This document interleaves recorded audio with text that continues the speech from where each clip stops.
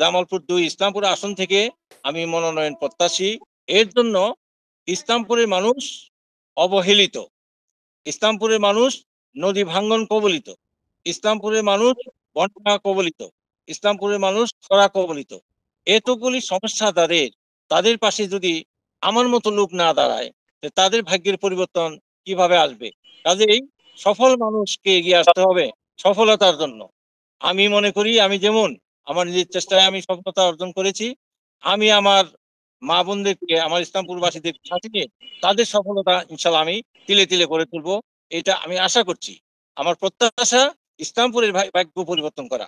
এটা আমার নাম্বার 1 প্রত্যাশা। দ্বিতীয় প্রত্যাশা এমপি এমপি নির্বাচন করার যেন আমি আপনাদের সকলের সমর্থন পাই। এটা আমার দ্বিতীয় প্রত্যাশা। যার জন্য আজকে আমরা স্বাধীন রাষ্ট্র পেয়েছি, যার জন্য আজকে আমরা স্বাধীন রাষ্ট্র পেয়েছি, সেই স্বাধীনতার ঘোষক শহীদ প্রেসিডেন্ট জিয়া রহমান, উনি আমাদের মাঝে নেই। উনি যেন চির অমর হন, আমি এই দোয়া করছি। বেগম খালেদা জিয়া জিন্দাবাদ, আমাদের তারুণ্যের অহংকার এবং বাংলাদেশের রাজকুমার তারেক জিয়া জিন্দাবাদ।